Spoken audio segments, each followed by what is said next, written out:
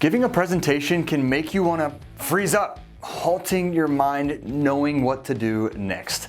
But there's things you can do to make sure you communicate like the next JFK, and I'm here to show you how.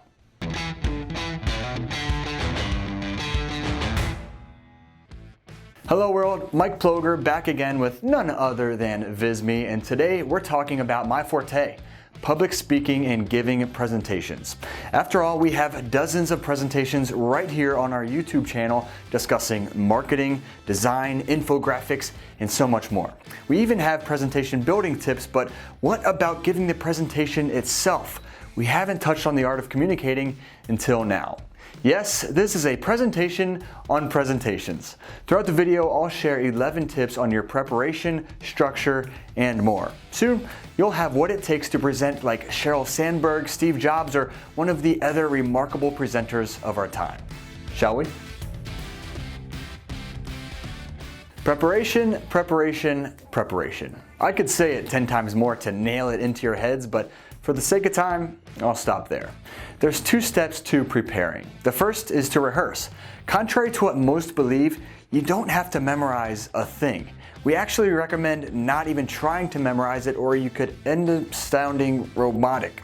Separating your presentation into sections all about the same length and pausing between each section is good practice. Take the moment to breathe. By separating this way, you can plan your pauses as a reminder to slow down. Try using index cards, or better yet, Visme's presenter notes. Through Visme's tool, you can create your own helpful reminders for each individual slide you create. There's even a timer to help you keep track of your timing. Mnemonic tools can be reminders for your brain as well as to what's coming next. For example, rather than memorizing every word, an image on a slide comes up that reminds you of a section that you rehearsed. And thanks to your stellar planning, you're able to talk at length about that section without it being memorized. That's just one example, but there's various mnemonic tools that I encourage you to explore. And the other tip with rehearsing is asking for feedback. If you're like me, you don't like being critiqued. I stay away from the comments in these videos. However, to best prepare, practice your presentation in front of a trusted individual, or record yourself and watch it back. I've had to watch myself probably thousands of times, and it's not fun, but there's no doubt it's made me a better presenter. So I encourage you to do the same. Preparing your mind is also necessary ahead of a big presentation. There's 3 aspects of doing so: mental prep, emotional prep, and technical preparation as well. Mental preparation comes during your rehearsing. Are you forgetting aspects of the speech? Are you rehearsing and finding that the flow isn't quite right? Take a minute to consider why. It may require more study time on your part to be 100% familiar and comfortable with the content. If you have a fear of public speaking, you'll want to emotionally prepare. And don't worry, a large number of famous speakers suffer from the fear, but when it comes time to step on stage, their preparation or rehearsal and practice, that takes over. You can also try mindful breathing and meditation to clear your mind, or leading up to the presentation, do things that make you confident. Listen to your favorite music, wear your best outfit, fist bump someone before you take center stage.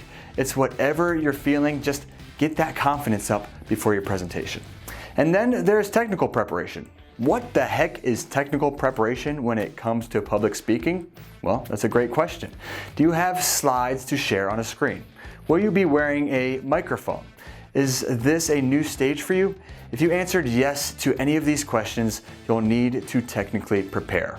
Make sure your computer or device will connect to their setup.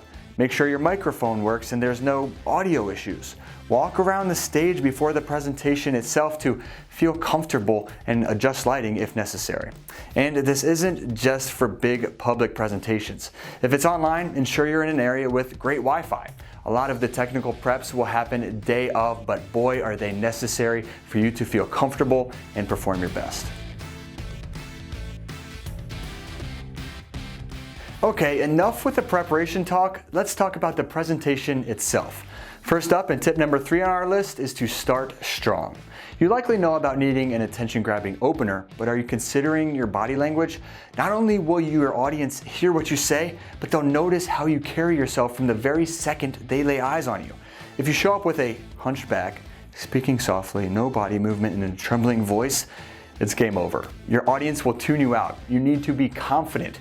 If you're walking out, walk swiftly. Use your hands, move around, maintain eye contact. These will help you appear more confident. And if you're in need of that attention-grabbing opener, you have some options to work with.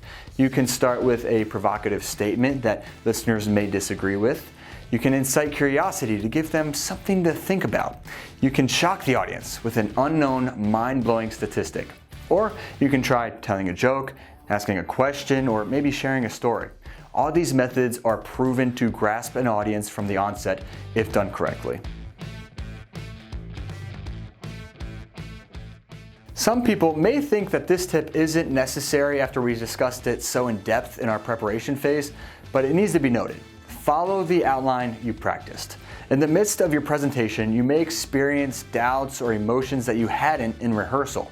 It is vital that you don't panic and you follow what you practiced. Stay on the path that you wrote and be confident that you're reaching your audience. If you haven't rehearsed, well, best of luck. Our fifth tip is don't be afraid to bring and use props in your presentation. They provide several benefits. They can help attract attention, they can help get across your message, and they can actually make you feel more secure as a presenter. Not sure what to use? Well, you can get creative. Consider the fact that Bill Gates used live mosquitoes, Joe Bolt Taylor used a human brain, and Hans Rosling used a washing machine. If you can dream it, you can use it. The best presentations will find a way to come full circle and connect their closing with their opening. If you asked a question at the beginning, bring it up at the end to make people consider if their answers have changed. The same can be done with a provocative statement. Or maybe you made a joke at the beginning. Bring it back around at the end so long as it fits your message. Your closing statement is perhaps the most important part of your presentation. If you do it correctly, it's what will be the difference in your audience remembering your message or forgetting it. Purposely write a powerful final sentence that will wow your audience. Now, some people end presentations with a Q&A. Full disclosure, we don't love this idea. It can drown out that last impactful statement that you had. Instead, at some point in your closing, encourage your audience to find you in the lobby afterwards if they have any questions. If it's online, provide your email or social handles. The one platform we find Q&As to be acceptable would be webinars. But really, encourage your audience to ask questions throughout as they come to mind. As the presenter, you should be able to see the questions as they come in and respond immediately without breaking stride. In any case, just seriously consider if a Q&A is necessary for your purposes. Okay, we've touched on preparation and giving the presentation, but now I want to discuss some helpful tips for the presentation itself. One thing to keep in mind is if you have slides, you want your audience to remain engaged with you and not your slides. You should have their attention, not your slides. One way to help this is to have both your spoken words and your slides follow a storytelling structure. There's 4 common ones that come to mind. Fact and story goes back and forth between facts and stories, making sense of what is and what could be. The explanation describes a process or informs viewers on a certain topic. The pitch takes viewers on an uphill climb, finishing with a positive resolution.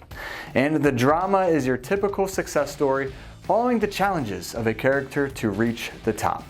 If you're interested in a few more, we have a video on 7 structures used in some of the most famous TED Talks of all time. Check it out. When it comes to slides in a presentation, the more words, the more problems. You want to keep total word count to just 6 words per slide. That is it. Remember, your slides are meant to be a visual support to your presentation. They should be visually enticing rather than loaded with information.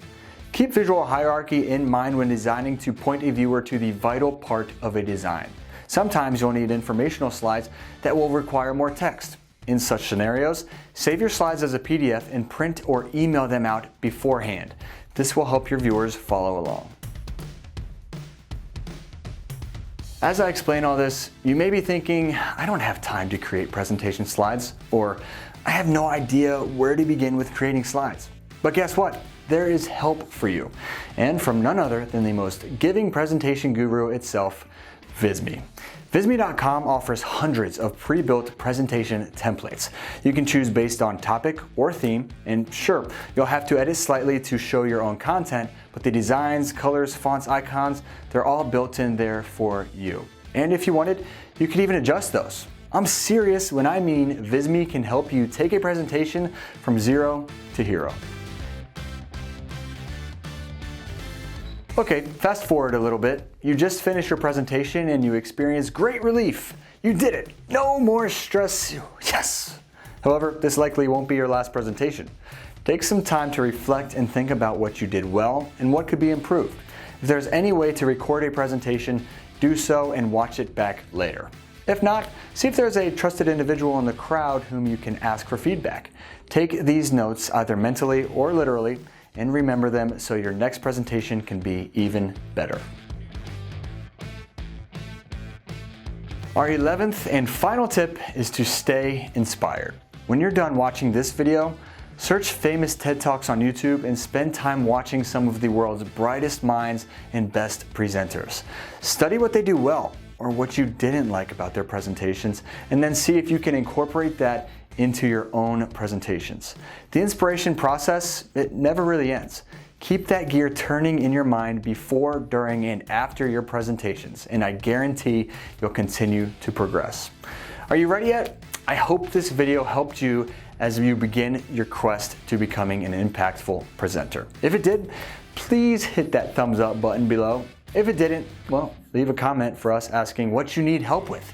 This entire channel is meant for helping presenters, designers, and ordinary people feel more confident for some of our toughest professional challenges.